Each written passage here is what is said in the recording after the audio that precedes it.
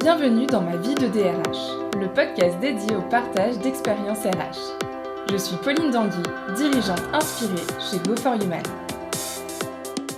Bonjour à tous et bienvenue dans ma vie de DRH. Aujourd'hui, j'ai le plaisir d'accueillir Emmanuelle Bocard, qui est DRH du groupe Nodé. Elle va nous parler d'un sujet ultra passionnant, bien différent. Elle m'a vraiment fait sourire quand elle a choisi ce sujet. Vous l'avez vu dans le titre, c'est gagner sa place après 146 ans sans DRH dans une entreprise qui aujourd'hui compte quand même 360 collaborateurs, ce qui n'est pas rien, et même en pleine saison, qui compte jusqu'à 600 collaborateurs. Enfin, personne au total, ce qui n'est pas rien. Mais bon, je ne vais pas en dire plus, je vais sinon trop spoiler. Bienvenue Emmanuel, je te laisse te présenter. Donc, Emmanuelle Bocard, donc effectivement, je suis la directrice des ressources humaines du groupe Nodé. Pour présenter un petit peu mon parcours, moi, je suis une juriste qui s'est passionnée pour les ressources humaines, puisque j'ai un diplôme de juriste d'affaires. Et puis, au fil de mes expériences, j'ai enseigné le droit du travail, j'ai travaillé comme responsable juridique en droit du travail. Et tout ça m'a amenée à toucher le monde de l'entreprise pour devenir consultante RH au sein de plusieurs entreprises de divers milieux et finir par être la directrice des ressources humaines du groupe Nodé. Bon, alors tu vas peut-être nous en dire un petit peu plus sur le groupe Nodé, qu'on comprenne un petit peu aussi dans quel milieu tu évolues aujourd'hui. Est-ce que c'est une grosse entreprise en croissance, décroissance, familiale? Bref, dis-nous tout. Alors, effectivement, le groupe Nodé, c'est un groupe qui va exister depuis 150 ans l'année prochaine. Donc, c'est un groupe familial qui est bien installé en Bourgogne, puisqu'on vient de Bourgogne. Et c'est un groupe qui recense 3 activités principales. Une activité de production de plants, donc agricole, une activité de reboisement et une activité aussi qui est notre petite activité magie de Noël, de production de sapins de Noël. Donc, on a 5 pépinières sur toute la France. Et effectivement, sur l'année, on compte 360 équivalents temps plein pour 1000 saisonniers. J'aime bien ces chiffres parce qu'ils parlent, mais c'est 1000 saisonniers sur 33 nationalités. Donc, c'est quelque chose d'assez magique. C'est des métiers de la nature parce que tous ces métiers sont des métiers d'extérieur. Et l'idée, c'est de produire des plants forestiers et d'aller les planter. Donc, voilà, c'est assez beau. Dans un milieu plutôt d'hommes, tu me disais. Oui, effectivement, du coup, alors on va avoir sur l'activité de production pépinière une répartition plutôt équitable hommes-femmes, parce qu'on a quand même pas mal de femmes qui sont investies dans ces milieux-là. Par contre, l'activité de reboisement, oui, c'est que des hommes. Pour le coup, on a très peu d'ouvrières sylvicoles, on a que des hommes. Ouais. On va se plonger maintenant dans ton sujet. C'est quoi cette histoire d'être la première DRH après 146 ans d'entreprise? Bah, effectivement, alors, ce qu'il faut dire, et je ne l'ai pas dit dans la présentation parce que tu l'as posé comme question, mais le groupe a connu une forte croissance ces dernières années, puisque quand j'ai commencé à entendre parler du groupe, voilà, ils étaient 220 sur toute la France. Et là, maintenant, on est à 360. Donc, il y a une forte croissance qui est liée à toutes les politiques publiques sur le reboisement, parce que c'est quand même un sujet d'actualité, hein. On ne va pas se cacher. Et jusqu'alors, l'entreprise familiale avait des sites partout avec des directeurs qui géraient de manière un peu en vase clos chacun des sites, sans forcément avoir une politique générale sur la partie ressources humaines.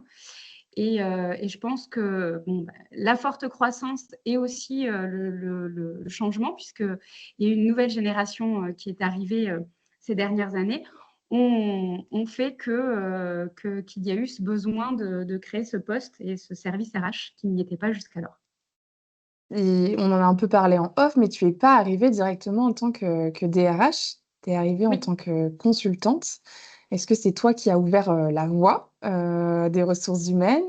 Et puis, comment tu es arrivée jusqu'à être DRH du groupe aujourd'hui? Ah, je voulais absolument cette place, alors je l'ai gagnée. Non, oui, effectivement, j'ai commencé en tant que consultante. Il y a eu une association qui a été créée dans notre territoire où justement on a créé des postes de RH à temps partagé. Et c'est ma collègue qui a ouvert la voie et qui a commencé à intervenir puisque l'entreprise Nodé faisait partie des fondateurs de l'association. Et quelques mois après, parce que j'ai une forte appétence pour le milieu agricole, puisque je travaillais dans un syndicat agricole en tant que responsable juridique, c'est comme ça que je suis arrivée à intervenir dans le groupe Nodé. Petit à petit, puisque j'ai commencé par un jour par mois. Donc, un jour par mois pour toutes les problématiques RH, c'était sport. Et puis, j'ai gratté un petit peu plus de jours parce qu'il y avait de plus en plus de problématiques. Donc, on est parti sur 2, puis un jour par semaine. Et ça, c'est cette fréquence-là qui a été prise pendant quelques années, puisque j'ai commencé en février 2019 en tant que consultante et j'ai été embauchée en janvier 2023 en tant que DRH. Donc, on a pris des petites habitudes de consulting et puis après, on s'est rendu compte que le besoin était trop important et que le suivi des dossiers n'était pas suffisamment satisfaisant parce que c'est vrai que tu décroches forcément quand tu vas d'une entreprise à une autre.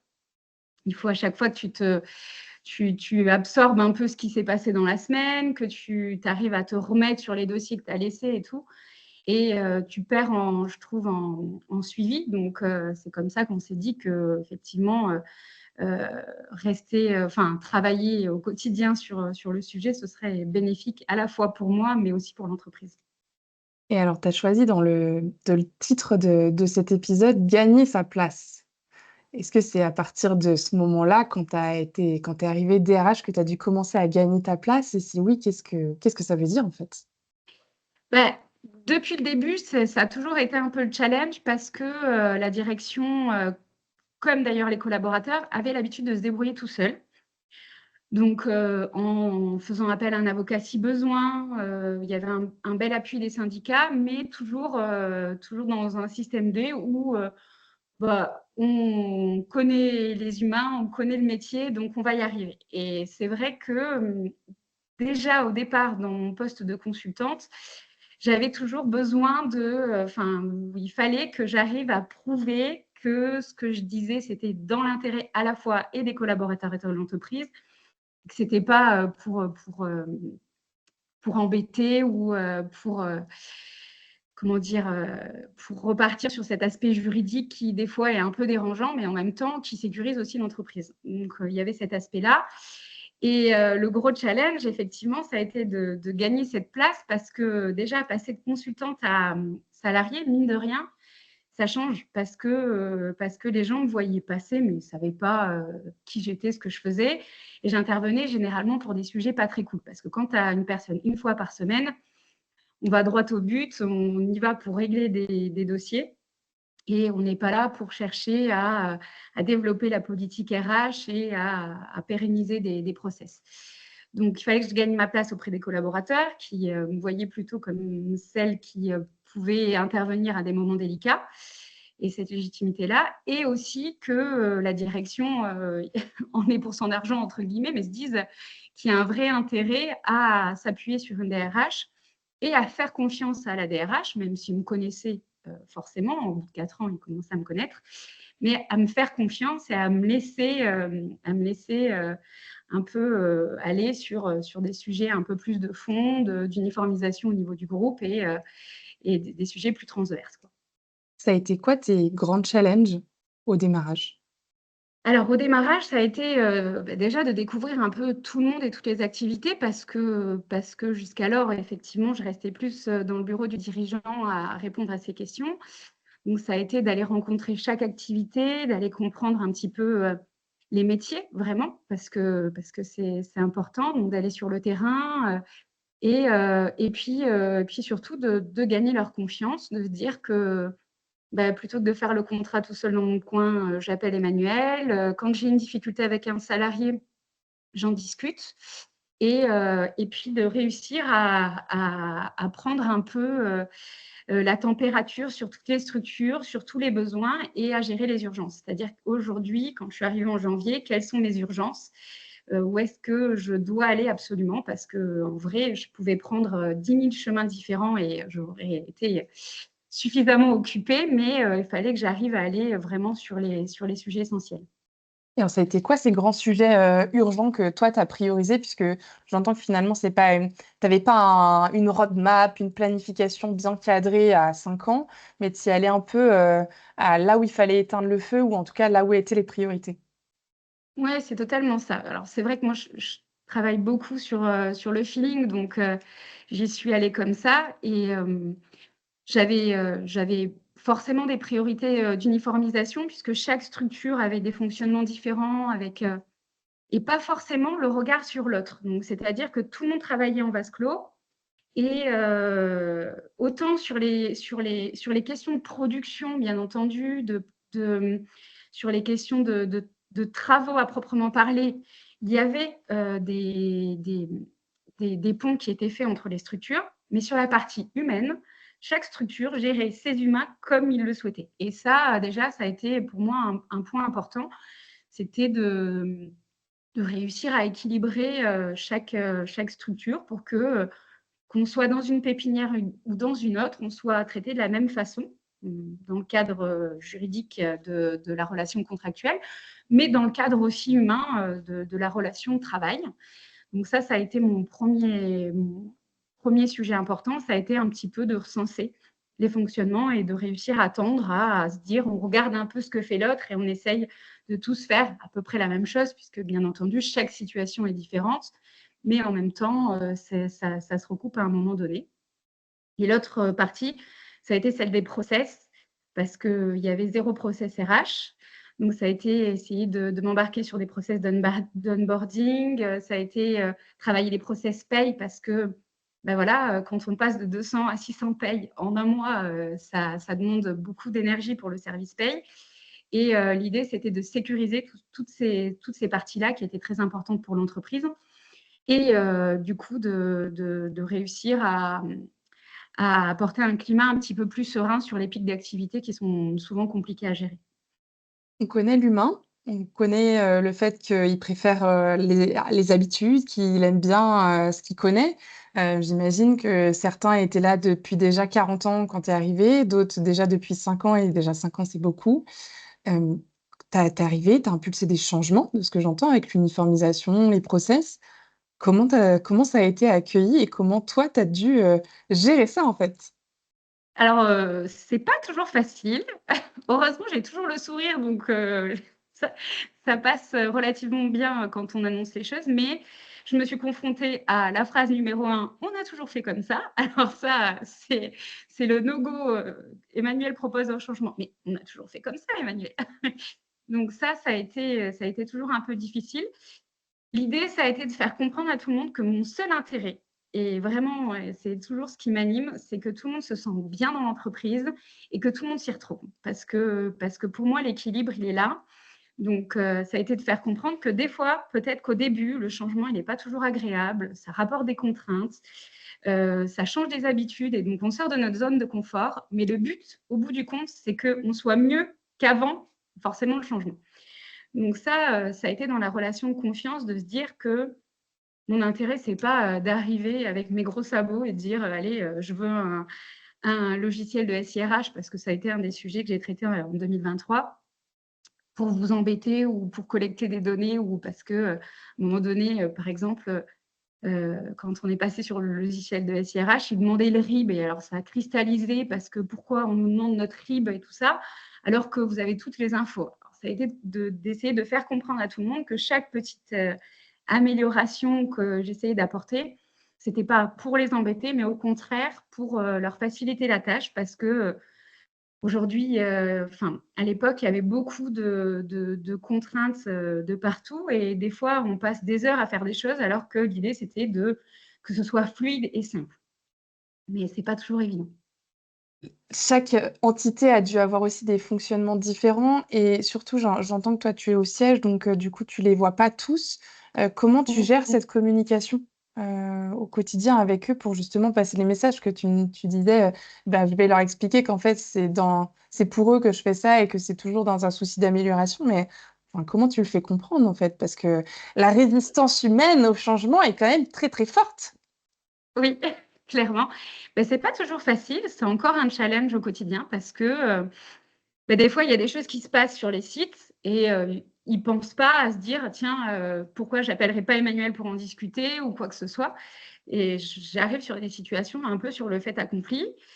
On va dire que c'est le temps qui joue en ma faveur. C'est-à-dire que la première fois où tu te dis: «C'est peut-être pas utile d'en discuter avec Emmanuel ou de faire remonter l'info» et qu'après je le découvre et qu'on en rediscute et qu'on redétricote, pardon, la situation, ils disent: «Ah bah oui, peut-être que j'aurais appelé Emmanuel dès le départ, elle l'aurait géré et j'aurais pas perdu de temps et puis peut-être qu'on aurait géré la situation différemment». Donc je pense qu'il y a une grosse question de temps, mais c'est dans cette histoire de relation de confiance, comme toute relation entre 2 êtres humains, il faut qu'on apprenne à se connaître. Ça, tu vois, c'est le premier point de départ, c'est de se dire: «Il faut construire des relations de confiance avec chaque manager» et pour ça, il faut que je sois capable de comprendre et leur fonctionnement, mais surtout leurs contraintes. Parce que plus je vais apprendre à les connaître et plus je vais savoir, il y en a qui vont préférer que je les contacte par mail, alors que d'autres, les mails, ça les gonfle et il vaut mieux que je passe un petit coup de fil le soir en fin de journée quand, tu vois, la pression de la journée est relâchée pour échanger et pour créer du lien. Donc c'est vrai que ça passe pas du tout par des process, ça passe vraiment par de l'humain, du relationnel et petit à petit, sur chacun, tu dis: «Bon, eux, je sais que je vais beaucoup plus avancer, avec cette structure en y allant, donc j'y vais un peu plus souvent. Lui, je sais qu'il aime pas les mails, donc je vais essayer de l'appeler. Elle préfère plutôt avoir des mails carrés avec toutes les informations, donc j'y vais comme ça». Et plus tu t'adaptes en fait à leur fonctionnement, plus il est facile de trouver un fonctionnement qui nous correspond à tous les 2. Parce que moi, très franchement, que ce soit le mail, le téléphone, y aller, tout me va tant que j'arrive à construire du lien avec eux et du coup, à les accompagner à améliorer leur process dans le cadre quand même, parce que l'idée, c'est quand même que ce soit dans le cadre de ce que moi, j'estime être, bon pour le groupe, dans le sens où j'essaye quand même qu'il y ait pas de disparité entre chacun. Donc, j'ai une ligne de conduite, j'ai une ligne directrice pour aller sur de l'harmonisation au niveau du groupe, mais je le fais en douceur, petit à petit et en fonction de chacun, en fait. Et c'est comme ça que j'arrive plus à avancer. Alors, c'est des fois des pas un peu des petits pas, des fois on repart en arrière parce qu'il y a eu un loupé. «Ah, je suis désolée Emmanuel, je t'ai complètement oublié». Bon, c'est pas de souci, on essaye de repartir, de rattraper le coup, mais tout se fait en douceur. Avec pas mal d'explications et de communication au quotidien pour, finalement sensibiliser, apporter doucement les changements, sans brusquer quoi, en fait, c'est ça, hein? Clairement, là, oui, c'est on va pas du tout, ils partent du principe que ça marchait avant moi et ce qui est vrai. Moi, je veux dire, ça fait, bientôt 150 ans, c'est pas moi qui vais révolutionner, cette partie-là et c'est pas moi qui vais révolutionner la boîte. La boîte, elle marche, on le sait. L'idée, c'est de réussir à créer un petit fil conducteur, RH où, on arrive tous à retrouver des process communs pour que ce soit facile pour tout le monde, pour que tout le monde s'y retrouve et puis pour que tout le monde se dise parce que c'est vrai que quand je suis arrivée, il y a un truc qui m'a beaucoup marqué, c'est qu'il y avait des différences entre les activités et heu et il y avait un peu une scission et moi, tout ce que j'ai envie, c'est que chacun se dise que la petite pierre qu'ils mettent à l'édifice, elle est pour tout le monde. Elle n'est pas que pour la structure pour laquelle ils sont, elle est pour tout le monde et ce petit fil directeur que j'ai envie de mettre, il faut vraiment qu'il soit tout fin, tout léger, mais que chacun se dise à chaque fois: «Ah attends, là, ça colle pas avec la dynamique du groupe, même si je faisais comme ça avant. Il suffit que je m'adapte un tout petit peu et je continue à faire comme je faisais», parce que je ne vais pas leur apprendre leur métier, ça c'est pas du tout le but. Mais en même temps, je reste sur ce petit fil directeur qui fait qu'on est un groupe avec une politique des ressources humaines qui est commune et on se retrouve tous et on est tous motivés par ce groupe nodé dans son ensemble, quoi. Tu parles de lien avec les collaborateurs, mais qu'est-ce qu'il en est du lien avec le CODIR? Enfin, la direction, hein, qui est quand même, essentielle et qui t'a aussi fait confiance dès le démarrage. Comment ça se passe depuis le début jusqu'à aujourd'hui? Il y a 2 dirigeants aujourd'hui, c'est, donc la 6e génération. Pierre et Martin Naudet, qui reprennent après leurs pères respectifs, c'est des cousins. Et il y a des directeurs de sites qui sont là depuis des années et des années, qui ont plein d'habitudes. Donc c'est vrai qu'avec chacun, il faut construire un lien différent et chacun a un besoin différent de mon intervention à moi. Les attentes sont différentes sur chaque membre du COMEX, par exemple. On a un COMEX et chaque membre du COMEX va avoir des attentes différentes sur mon intervention. Il y en a qui vont avoir besoin d'être rassurés juridiquement et que je leur rappelle ce cadre parce que ça fait partie de ma casquette et que j'ai une forte appétence là-dessus. Il y en a d'autres qui vont me faire confiance dans mes idées d'évolution sur des process internes, sur des... Parce que voilà, moi, l'idée, c'est toujours de créer un peu plus de liens entre les structures et entre les humains. Et s'il y en a qui aiment bien travailler en huis clos, il y en a d'autres qui vont suivre et donc, du coup, qui vont être un petit peu mes ambassadeurs et qui vont m'aider à aller dans ce que je souhaite aller sur ces aspects-là.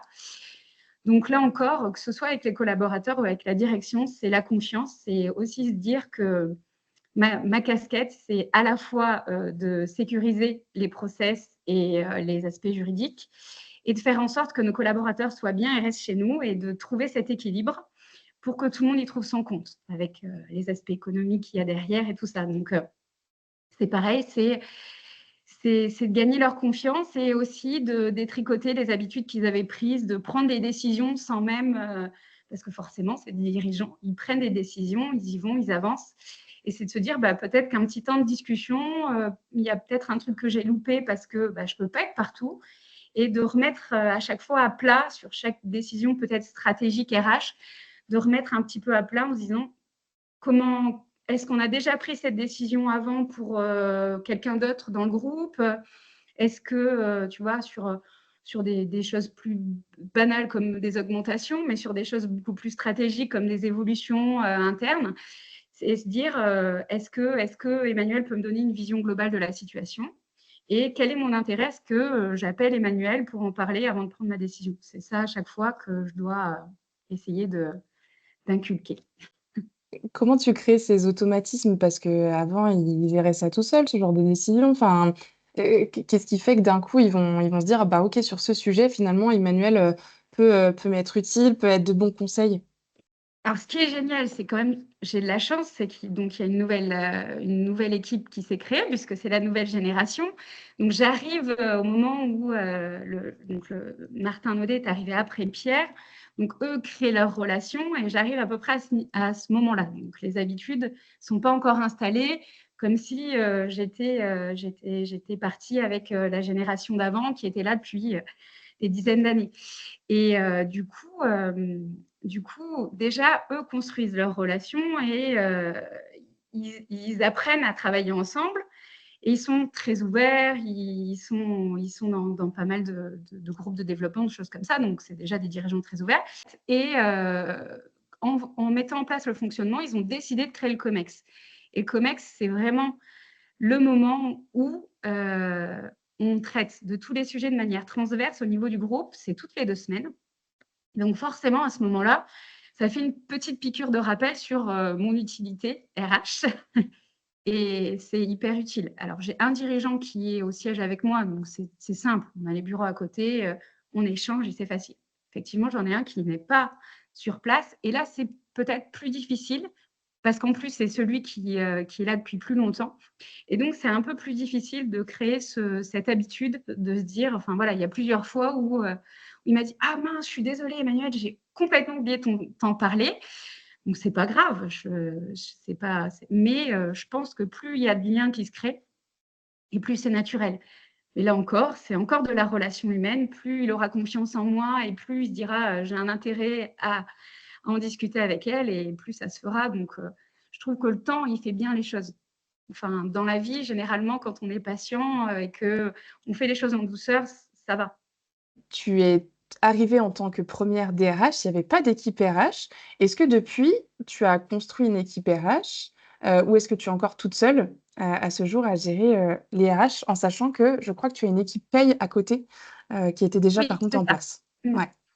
Oui, alors c'est vrai qu'il y a toujours eu une responsable paye qui, du coup, traitait des sujets humains et de toute la gestion du personnel. Donc il y a une responsable paye, il y a des gestionnaires de paye. Donc ça, c'est une partie qui a toujours été internalisée et qui est gérée et qui a toujours été gérée.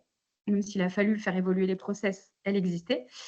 Et j'ai eu la chance, du coup, d'avoir une alternante, qu'on a embauchée en CDI, donc qui m'aide beaucoup et qui intervient sur de nombreux sujets sur lesquels j'ai pas forcément le temps d'intervenir. Et en plus de ça, sur un des sites où, la dimension humaine prenait beaucoup de temps, on a décidé de passer une collaboratrice qui était sur d'autres sujets, mais qui avait cette petite appétence, pour nos humains. On a décidé de la mettre en tant que chargée de ressources humaines. Donc j'ai quand même 2 appuis, un au niveau du groupe et un au niveau d'un site.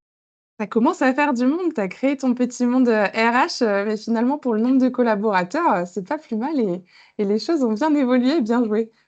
On s'ennuie pas quand même, du coup, mais effectivement, c'est vrai que ça aide beaucoup et ça m'aide à ne plus être dans l'opérationnel parce que quand je suis arrivée, il fallait à la fois que je produise tous les contrats, que je lance tous les recrutements qu'il y avait à lancer, que j'arrive à être, vraiment dans le quotidien de l'opérationnel et en même temps à essayer de développer une stratégie RH et à créer du lien avec les managers et à harmoniser les process. Donc, j'étais partout. Et du coup, j'étais vraiment que dans l'urgent tout le temps et c'est pas toujours le plus facile pour prendre du recul et se dire, bah, quelle est la priorité là sur les 6 prochains mois? Où est-ce que je mets mon curseur? Donc c'est vrai que d'avoir quelqu'un, au siège qui m'appuie et qui m'aide au quotidien, c'est un vrai bonheur.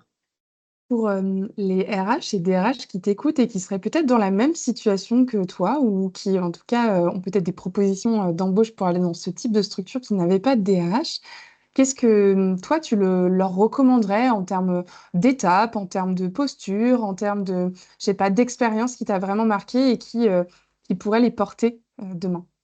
Alors c'est vrai que je pense que c'est un challenge, mais tellement enrichissant que si, quelqu'un a cette opportunité d'aller dans une entreprise et qui n'a pas de DRH et qui crée tout, c'est juste génial parce que le champ du possible est merveilleux et magnifique. Mais le conseil, ce serait vraiment la patience et surtout de ne pas brusquer les choses parce que tout vient à point, à qui sait attendre. Je pense que là, ça marche. En tout cas, dans ma situation, c'est ce qui marche.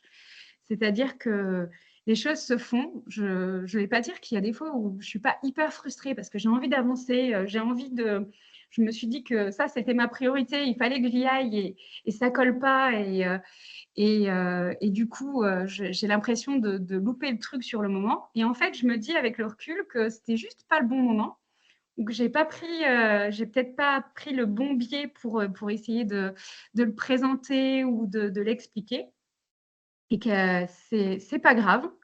Il faut juste que j'apprenne faut apprendre à prendre le temps, quoi. Merci Emmanuel pour, tous ces partages et pour tout ce que tu nous as apporté. J'espère que ça parlera et ça aidera ou ça inspirera les personnes qui t'écoutent. En tout cas, pour tous ceux qui nous écoutent, j'espère que cet épisode avec Emmanuel vous a plu et je vous dis à très vite pour un nouvel épisode de Ma vie de DRH et en tout cas, merci Emmanuel pour ce partage et ce que tu nous as accordé aujourd'hui. Merci à vous. Et voilà, cet épisode est terminé.